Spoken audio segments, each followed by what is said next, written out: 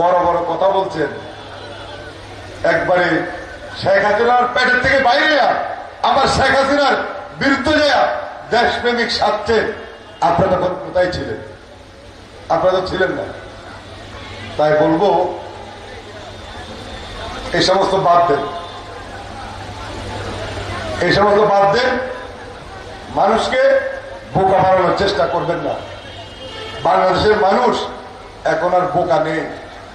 যদি বোকাই থাকতো তাহলে ফ্যাসিবাদ মুক্ত বাংলাদেশ প্রতিষ্ঠা করা যেত না।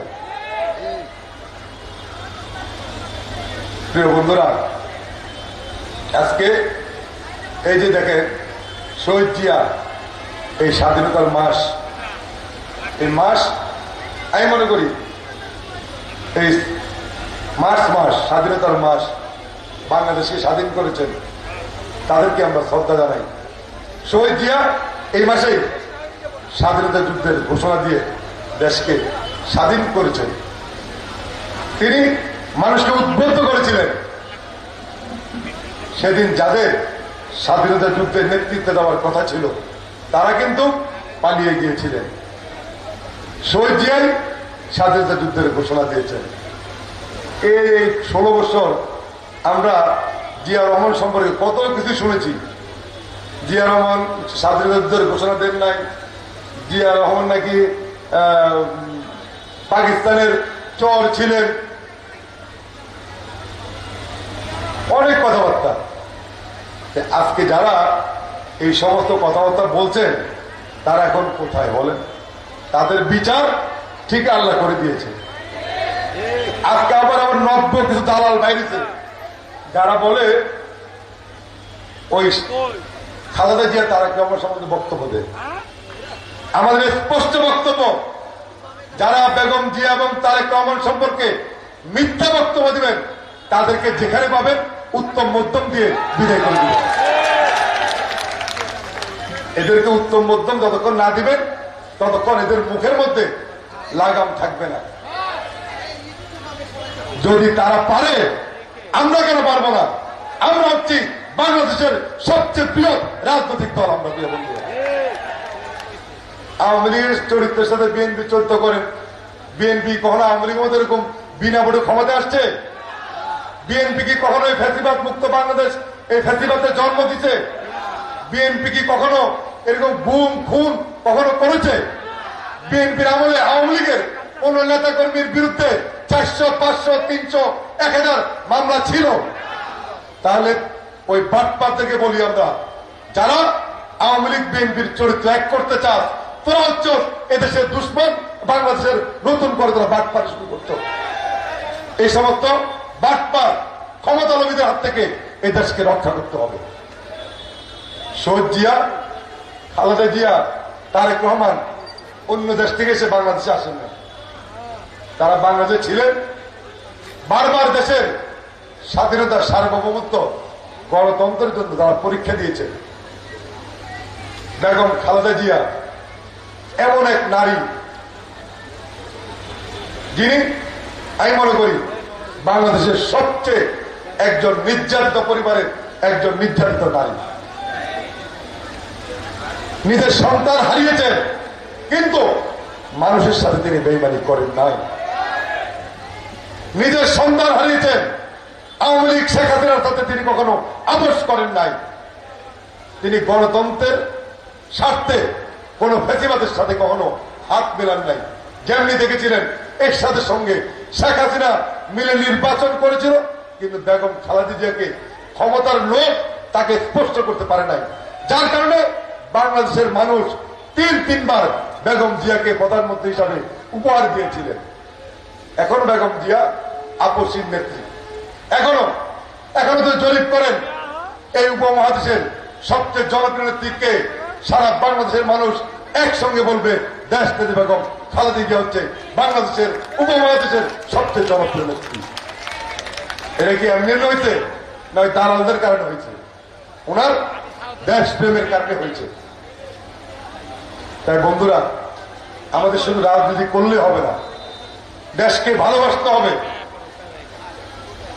দলের বদনাম হয় এমন সকল কাজ থেকে আমাদের দূরে থাকতে হবে। আপনারা দেখেছেন আমাদের মধ্যে যারা বিপদগামী, যারা দলের সুনাম নষ্ট করছে, ইতিমধ্যে তাদের বিরুদ্ধে সারা বাংলাদেশে ব্যবস্থা নেওয়া হচ্ছে। কাউকে ছাড় দেওয়া হচ্ছে না, কারণ জনগণের স্বার্থের বাইরে যারা জনগণের বিরুদ্ধে অবস্থান নেবে তাদেরকে বিএনপি করার কোনো সুযোগ তাদের থাকবে না। তাই আমাদেরকে সতর্ক হয়ে কাজ করতে হবে। এবং আবার আরেকটি কথা, অনেকে বলেন, দেখবেন যে ফেসবুকে নতুন নতুন কিছু লোক ফেসবুকে গজাইছে, বিএনপি নির্বাচন চায়, বিএনপি নির্বাচন চায়। আরে বেড়াতে নির্বাচন চাই, তাহলে নির্বাচন বাংলাদেশে কোনো হবে না, এরকম একটা সংবিধান রচনা কর, তাহলে আমরা নির্বাচন চাবো না। নির্বাচন হচ্ছে গণতন্ত্রের জন্য সবচেয়ে বড় মাইল ফলক হচ্ছে নির্বাচনী ব্যবস্থা, নির্বাচনী সরকার। নির্বাচনের জন্য 16 বছর মানুষ সংগ্রাম করেছে, জেল খেটেছে। নির্বাচন কেন যাব না? নির্বাচন আমার গণতান্ত্রিক অধিকার, মানুষের গণতান্ত্রিক অধিকার। এখন তুমি যদি মনে করো নির্বাচন হয়ে গেলে তুমি আর 2 নম্বরই করতে পারবা না, তুমি আর বিনা সুপারিশে বাংলাদেশের বিভিন্ন জায়গায় লোকজন বসাতে পারবা না, যদি তুমি নির্বাচন হয়ে যায় তাহলে তোমার না হয়, তাহলে যে সিটি কর্পোরেশনে টাকার বিনিময়ে প্রশাসক বসাতে পারবা।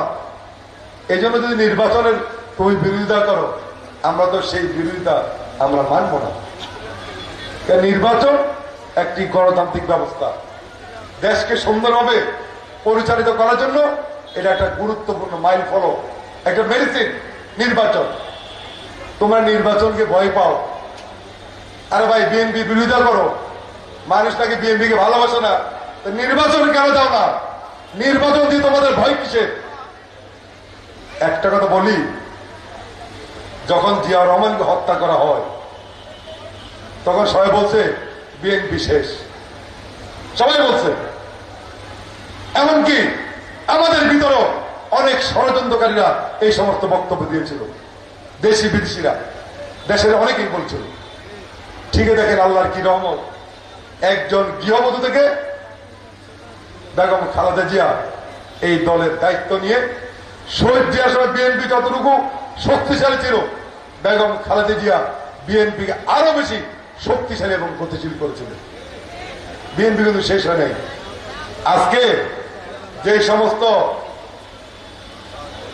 পণ্ডিতরা মনে করেন যদি নির্বাচন যে আরো 1 বছর 2 বছর 3 বছর পরে করা যায় বাংলাদেশের মানুষ বিএনপিকে ভুলে যাবে, তাহলে আপনারা বোকার স্বর্গে বসবাস করছেন।